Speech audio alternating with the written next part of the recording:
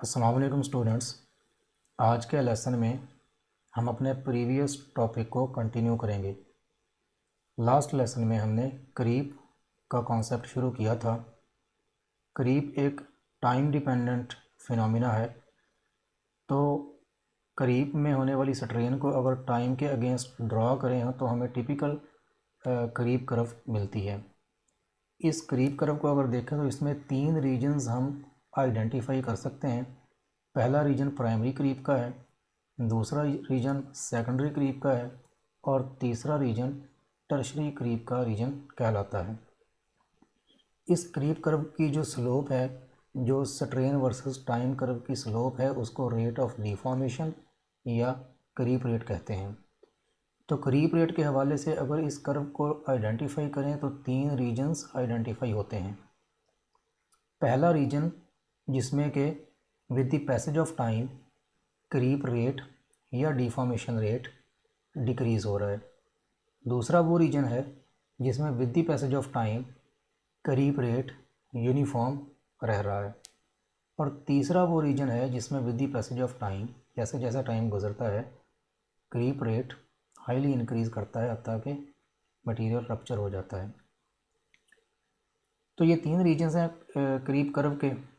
पहला जो जैसे जब लोड अप्लाई करते हैं तो सबसे पहले जो इलोंगेशन की स्ट्रेन आती है वो इंस्टंटेनियस स्ट्रेन कहलाती है। ये इलास्टिक होती है और ये रिकवरेबल होती है। पर उसके बाद जो प्राइमरी रीजन होता है उसमें with the passage of time strain rate decrease करता है। इसके डिक्रीज़ करने की रीज़न ये होती है कि मटेरियल के अंदर जो चेंज आ रही होती है उसमें स्ट्रेन हार्डनिंग का एक जो फिनोमिना है कि मॉलिक्यूल्स की या एटम्स की रीअरेंजमेंट जो स्ट्रक्चर में आती है उसकी वजह से कुछ ना कुछ रेजिस्टेंस जो है वो स्ट्रेन में आ रही होती है। उस रेजिस्टेंस की वजह से ये जो प्राइमरी रीजन है इसमें जो स्ट्रेन रेट है जो इनिशियली हाई होता है वो with the passage of time कम होना शुरू हो जाता है।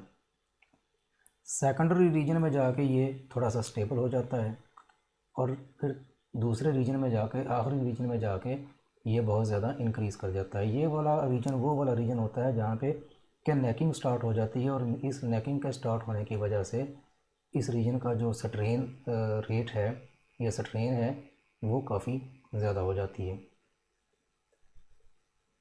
तो ये एक टिपिकल कर्व है लोडिंग की कि सबसे पहली जो कर्व है उसमें हम दिखा रहे हैं कि टाइम के अगेंस्ट लोड को ड्रॉ किया गया है कि अगर एक लोड को with the passage of time बरकरार रखें और फिर उसके बाद उसको ज़ीरो कर दें तो उसमें जो एक्सटेंशन है वो उसका बिहेवियर क्या होगा।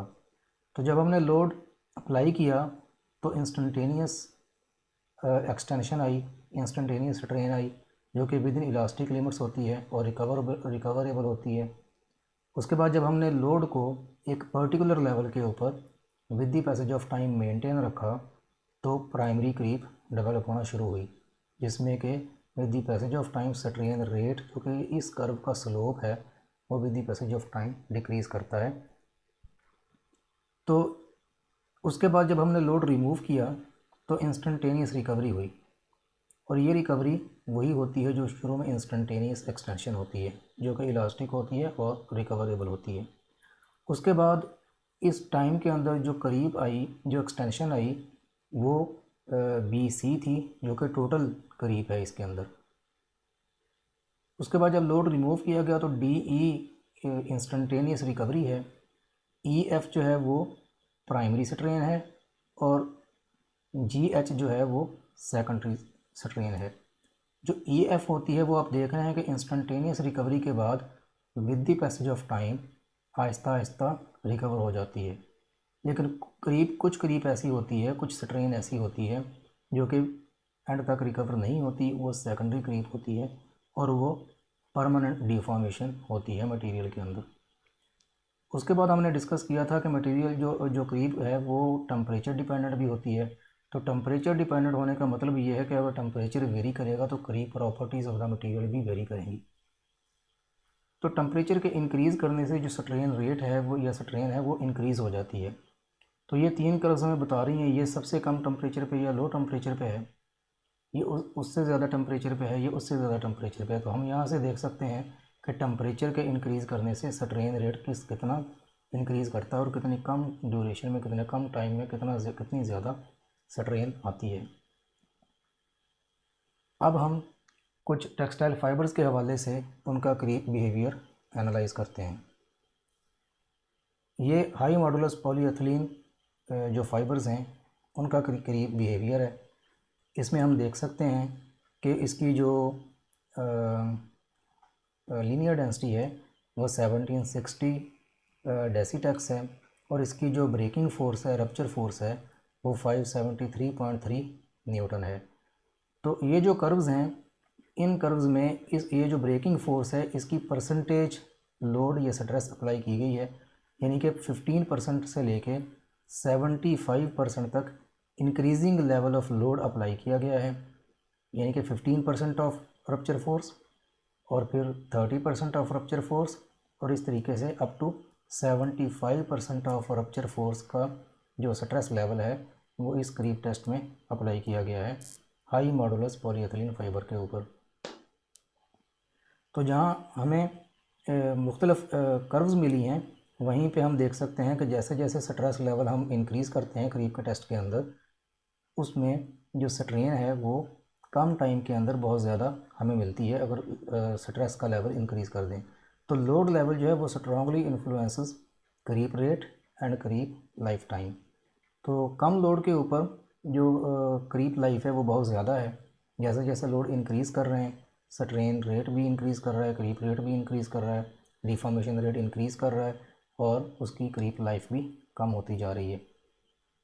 और ये जो लोड है एफ नॉट, ये मुख्तलिफ लोड्स हैं 15% से लेके 75% ऑफ रप्चर लोड के।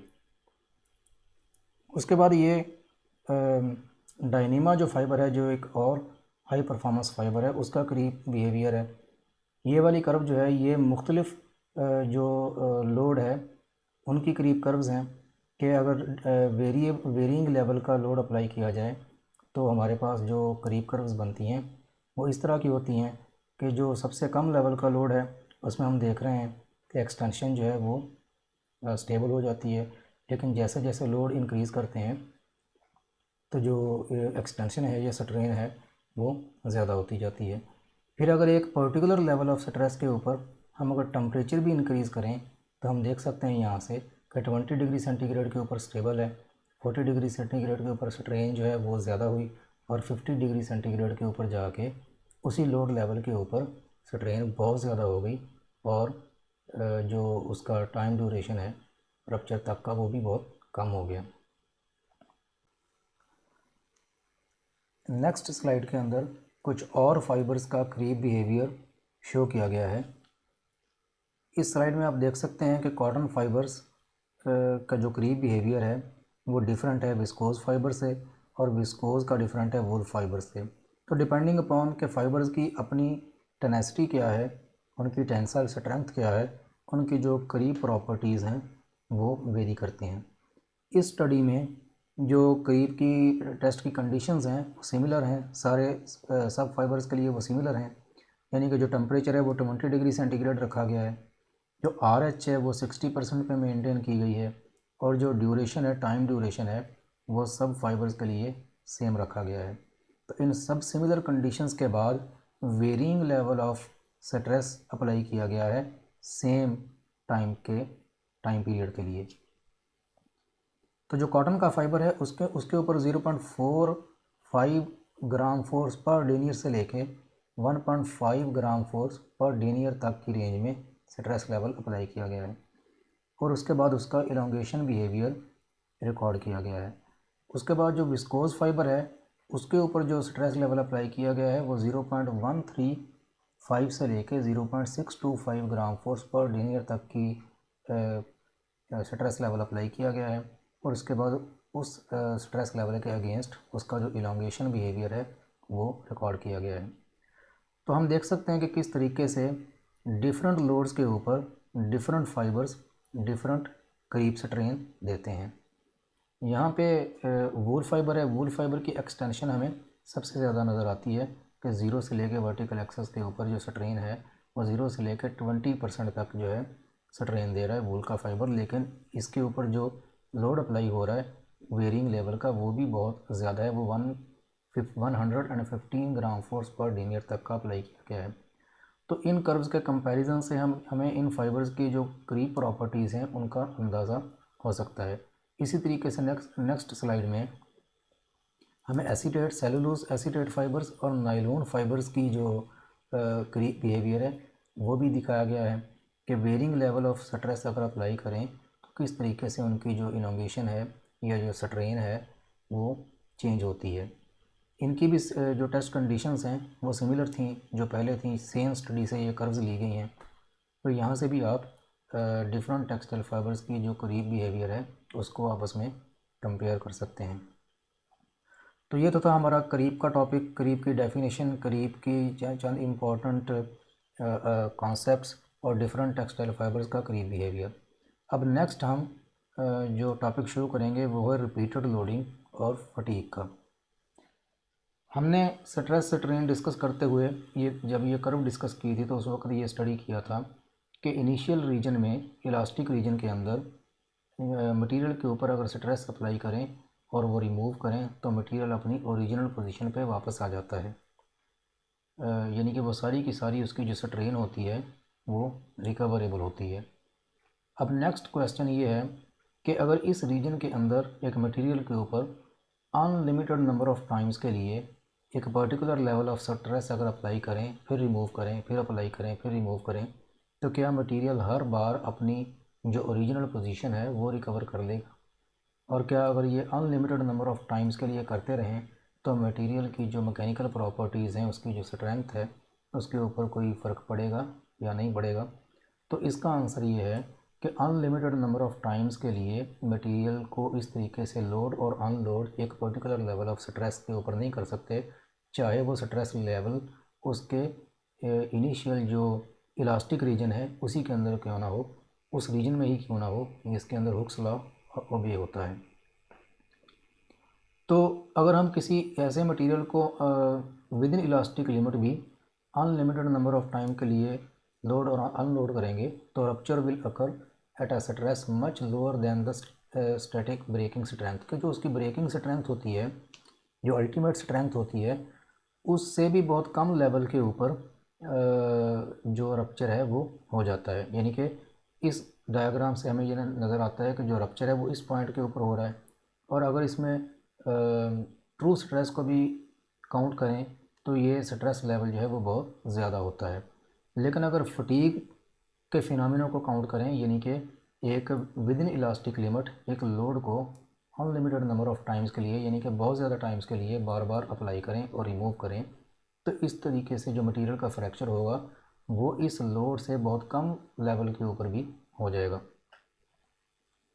तो इस फिनोमिना को फटीग कहते हैं, और फटीग से होने वाला जो फ्रैक्चर होता है वो तकरीबन ऑलवेज जो है वो ब्रिटल होता है। उसकी रीज़न जो है वो ये होती है कि फटीग के दौरान, लोडिंग और अनलोडिंग के दौरान जो क्रैक डेवलप होता है वो आहिस्ता आहिस्ता ग्रो करता रहता है। मटेरियल अभी इंटैक्ट होता है लेकिन वो जो क्रैक है वो ग्रो करता रहता है।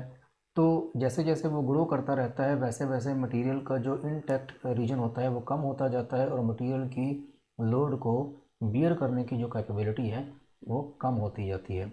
और एक वक्त ऐसा आता है कि वो क्रैक इतना बढ़ जाता है कि जो इंटैक्ट मटेरियल होता है उसके अंदर उसका एरिया इतना कम हो जाता है कि वो जो अप्लाइड स्ट्रेस है उसको बियर नहीं कर सकता, तो वो यकदम फ्रैक्चर हो जाता है। तो इस फिनोमिना की वजह से जो ब्रिटल नेचर है वो फटीग फ्रैक्चर की होती है, कि जो डक्टाइल मटेरियल्स होते हैं वो भी ऑलमोस्ट ब्रिटल नेचर का फ्रैक्चर देते हैं, क्योंकि जो क्रैक होता है वो अंदर ही अंदर मटेरियल के अंदर फटीग की वजह से ग्रो करता रहता है। तो ये जो लोड का बार बार अप्लाई करना और उसको रिमूव करना है, इसको साइक्लिक लोडिंग कहते हैं। साइक्लिक लोडिंग की जो नेचर है वो दो तरह की हो सकती है। एक तो ये कि हम फ्लक्चुएटिंग लोड अप्लाई कर रहे हैं। फ्लक्चुएटिंग लोड का मतलब ये है कि एक पर्टिकुलर लेवल से ऊपर नीचे जो है वो प्लस माइनस कुछ लिमिट के अंदर लोड बार बार अप्लाई कर रहा हो। इसकी जो बेहतरीन एग्जांपल है वो हमारे ओवरहेड ट्रैफिक ब्रिजेस होते हैं, जिनके ऊपर जो स्ट्रेस का एक लेवल तो कांस्टेंट होता है, जो उनका अपना वेट होता है, और उस वेट के प्लस या माइनस रेंज में जो ट्रैफिक है वो फ्लक्चुएटिंग लोड अप्लाई कर रही होती है, जो उसके ऊपर से पास कर रही होती है। और फिर दूसरा रिवर्स लोडिंग है, यानी कि साइकिल के दौरान जो लोडिंग है उसकी डायरेक्शन रिवर्स हो जाए। इसकी एग्जांपल जो है वो पटरी पर चलने वाली रेल कार है कि एक साइकिल के दौरान हाफ रेवोल्यूशन के बाद जो स्ट्रेस का जो डायरेक्शन है वो रिवर्स हो जाती है।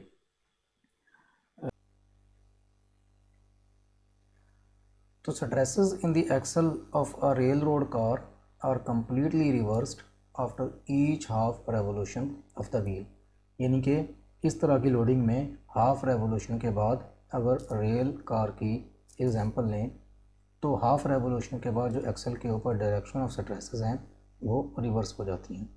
तो हमारे पास साइक्लिक लोडिंग में ये दो तरह की एग्जांपल्स हैं, फ्लक्चुएटिंग लोड्स की और रिवर्स लोडिंग की। अब जब नंबर ऑफ़ साइकिल्स लोडिंग और अनलोडिंग के इम्पॉर्टेंट हैं, यानी कि विद इन इलास्टिक लिमिट भी हम मटेरियल को अनलिमिटेड नंबर ऑफ़ टाइम्स के लिए लोड और अनलोड नहीं कर सकते, ये एज्यूम करके कि चूँकि with in elastic limit loading apply हो रही है तो इसलिए मटेरियल हर बार अपनी ओरिजिनल पोजीशन या ओरिजिनल स्टेट में वापस आ जाएगा। तो इसको हम अनलिमिटेड नंबर ऑफ़ टाइम्स के लिए ऐसा कर सकते हैं। तो ये मटेरियल के लिए डेट्रीमेंटल भी हो सकता है। तो इसका मतलब ये है कि ये डिटरमिन करना ज़रूरी है कि एक पर्टिकुलर साइक्लिक लोड अगर अप्लाई हो रहा हो मटेरियल के ऊपर तो उस साइक्लिक लोड के ऊपर मटेरियल कितने नंबर ऑफ़ साइकिल्स जो है उसके बाद उसका फेलियर हो सकता है। तो ये डिटरमिन करना बहुत ज़रूरी है। इसको डिटरमिन करने के लिए प्रैक्टिकली कैसे किया जा सकता है, ये एक्सपेरिमेंट्स के ज़रिए से प्रैक्टिकल परफॉर्म करके किया जा सकता है। यानी कि हम देखेंगे कि एक पर्टिकुलर स्ट्रेस लेवल के ऊपर कितनी दफ़ा हम कितने नंबर ऑफ़ टाइम्स हम उसके ऊपर लोड अप्लाई करें और रिमूव करें। तो इस तरीके से जो हमारे पास डाटा आएगा उसको हम सिग्मा एन कर्व्स की शक्ल में ड्रॉ कर सकते हैं। सिग्मा स्टैंड्स फॉर स्ट्रेस और N stands for number of cycle, यानी कि ऐसी कर अगर हम एक सीरीज़ ऑफ टेस्ट परफॉर्म करें जिसमें मुख्तलिफ स्ट्रेस लेवल के ऊपर नंबर ऑफ़ साइकिल्स डिटरमिन करें प्रैक्टिकली, जो मटेरियल फेलियर से पहले विदस्टैंड कर सकता हो, तो और उसके बाद हम उसको ड्रा करें तो हमारे पास सिग्मा एन या स्ट्रेस और नंबर ऑफ़ साइकिल्स कर्व्स आएंगी। इन कर्व से हमें पता चलेगा कि मटेरियल एक पर्टिकुलर लेवल स्ट्रेस के ऊपर कितनी दफ़ा कितने नंबर ऑफ़ साइकिल विदस्टैंड कर सकता है। तो यहाँ पे इस ग्राफ के अंदर दो तरह का भी मटेरियल बिहेवियर शो किया गया है। दो तरह के बिहेवियर हैं। एक बिहेवियर है जिसमें कि एक पर्टिकुलर लेवल ऑफ स्ट्रेस के बाद जाके मटेरियल का जो नंबर ऑफ़ साइकिल्स है वो कर्व पैरेलल हो जाती है नंबर ऑफ़ साइकिल्स के, और दूसरी कर्व जो है वो हमें ये बता रही है कि जैसे जैसे स्ट्रेस लेवल कम करते जाएं वैसे वैसे नंबर ऑफ़ साइकिल्स जो है वो बढ़ते जाते हैं। अगर या नंबर ऑफ़ साइकिल के बढ़ने से जो फेलियर स्ट्रेस का लेवल है वो कम होता जाता है। तो दोनों का डिफरेंट बिहेवियर है और हम नेक्स्ट स्लाइड्स में देखते हैं कि दोनों के डिफरेंट बिहेवियर को किस तरीके से एक्सप्लेन किया जा सकता है। तो इस ग्राफ में हम देख सकते हैं कि जो स्टील का मटेरियल है उसमें अगर इस लेवल का स्ट्रेस अप्लाई करें तो नंबर ऑफ़ साइकिल जो फेलियर के लिए होते हैं वो ये होते हैं, लेकिन जैसे जैसे उनके स्ट्रेस लेवल कम करते हैं तो एक लेवल ऐसा आता है जिसके बाद वो जितने मर्ज़ी उसके ऊपर नंबर ऑफ़ साइकिल्स अप्लाई करें मटेरियल का फेलियर नहीं होता। तो इस तरह के मटेरियल के लिए हम एंड्योरेंस लिमिट डिफ़ाइन करते हैं, यानी कि ये वो स्ट्रेस होती है for which failure does not occur even for an indefinitely large number of loading cycles.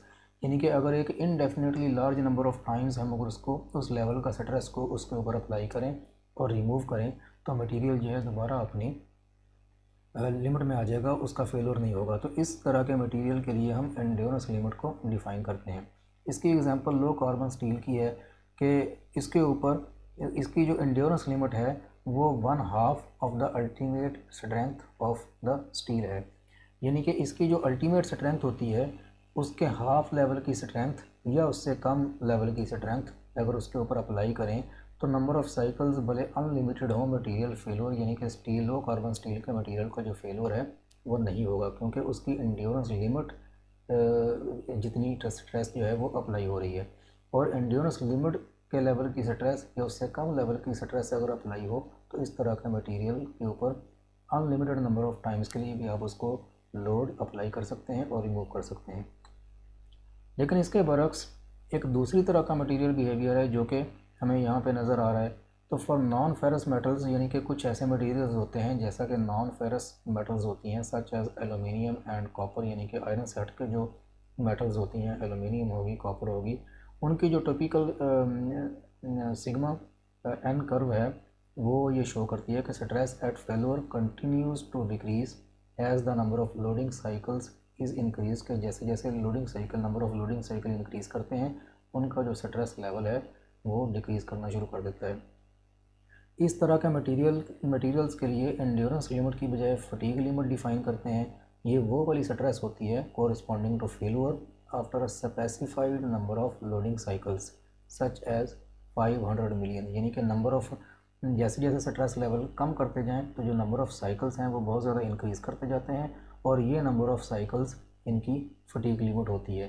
तो इस तरह के मटेरियल के लिए हम फटीग लिमिट के टर्म डिफाइन करते हैं जो ये बताती है कि एक पर्टिकुलर लेवल ऑफ स्ट्रेस के ऊपर कितने नंबर ऑफ़ टाइम्स ये मटेरियल इसको विथस्टैंड कर सकता है।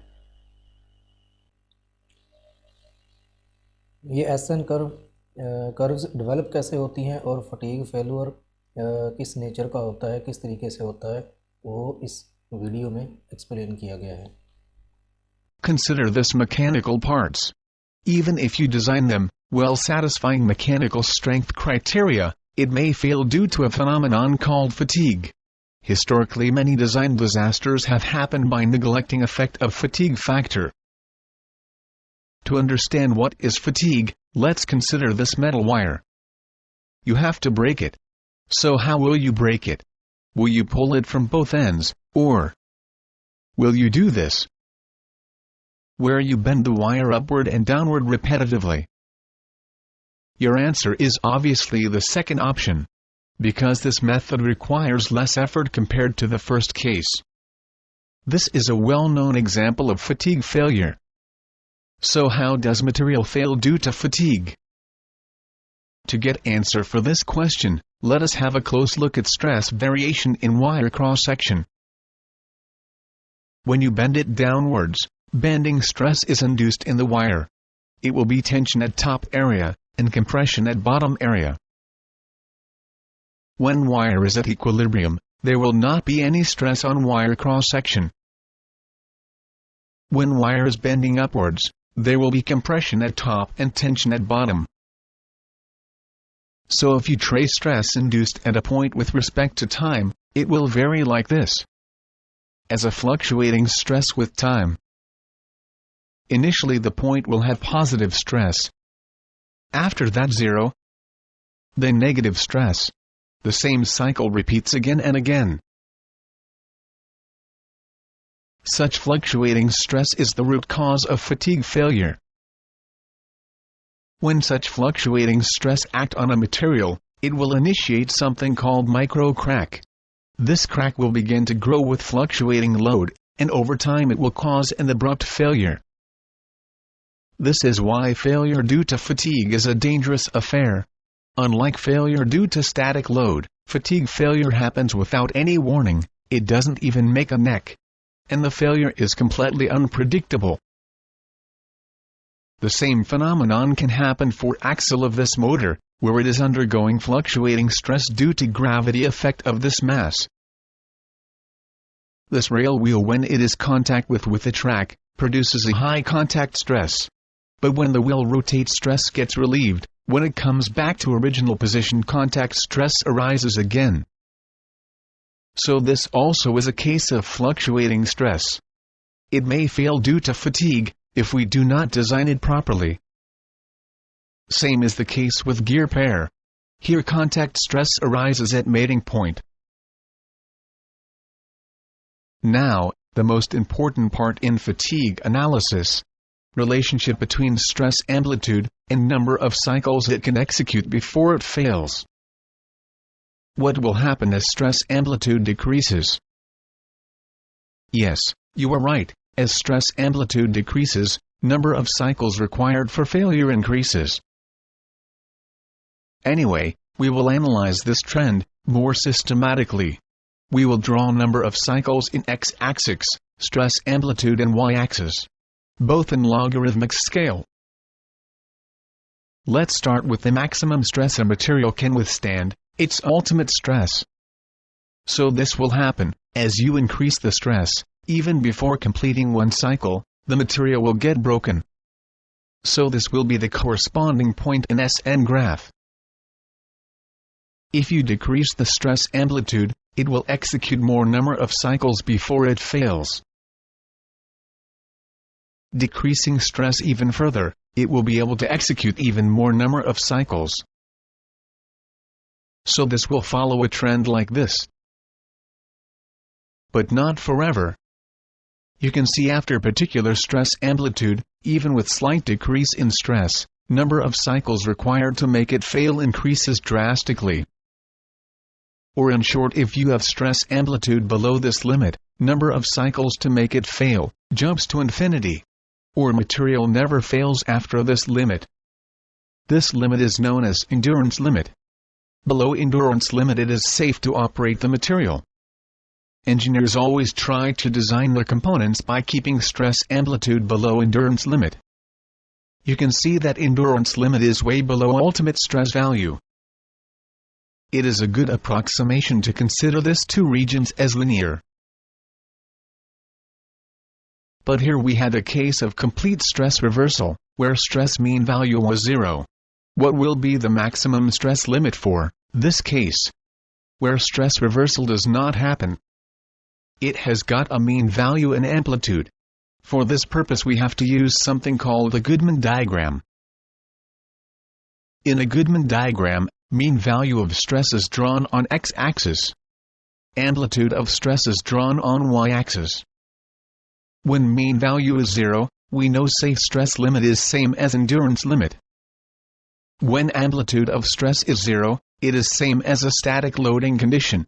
So safe limit for tension is ultimate tensile stress at tension, and safe limit for compression is ultimate tensile stress for compression. According to Goodman analysis, safe stress amplitude limits for all other cases lie on straight lines connecting these points. So for a particular stress mean value, we can find what's the maximum allowable safe stress limit from this diagram. It will be here. Similar analysis can be done considering safe limit of amplitude 0 condition as yield strength of material. This is known as Soberberg diagram. Generally, Goodman analysis is the most preferred one.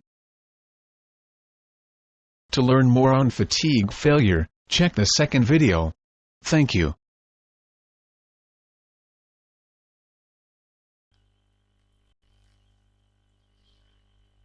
इसके बाद ये कुछ examples हैं textile fibres के failure की under fatigue. ये nylon का fibre है जिसकी टेनेसिटी 0.4 न्यूटन पर टेक्स है। इस फाइबर को 50 हर्ट्ज़ की फ्रीक्वेंसी के ऊपर 0 से लेकर 71% of the normal breaking force का लोड अप्लाई किया गया है और 62,000 साइकिल्स के बाद इस फाइबर का फेलियर हुआ है। तो फेलियर के बाद ये इसका इमेज है, दिखाया गया है कि फेलियर के बाद इसका इमेज कैसा है। ये फेलियर स्टार्ट कैसे हुआ कि फटीग के दौरान यहाँ पे ट्रांसवर्स डायरेक्शन में क्रैक डेवलप हुआ, फिर नेक्स्ट क्रैक एक और क्रैक ट्रांसवर्स डायरेक्शन में डेवलप हुआ और इसके साथ ही एक्सियल डायरेक्शन में भी स्प्लिटिंग शुरू होगी फाइबर की।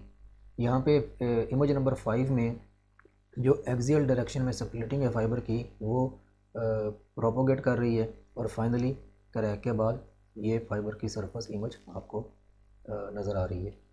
ये नाइलॉन फाइबर था। इसके बाद ये पॉलिएस्टर फाइबर का फ्रैक्चर है, फटीग फ्रैक्चर। इसमें आप देख सकते हैं कि पॉलिएस्टर का फाइबर जो है उसको 50 हर्ट्ज़ फ्रीक्वेंसी के ऊपर 0 से लेकर 65% ऑफ द ब्रेकिंग फोर्स का लोड उसके ऊपर अप्लाई किया गया है और 83,000 साइकिल्स के बाद उसका ये फ्रैक्चर है जो आपको नज़र आ रहा है। तो यहाँ पे ये सारा फ्रैक्चर के एक इंटरनल क्रैक इसमें डेवलप हुआ और उस इंटरनल क्रैक की वजह से ये फाइबर जो है वो फाइनली फ्रैक्चर हुआ। इसमें भी आपको एक्सेस के along splitting of the fibre नज़र आ रही है और फिर ये वाला जो पोर्शन है इसमें आपको एक्सियल स्ट्रिएशंस नज़र आ रही हैं।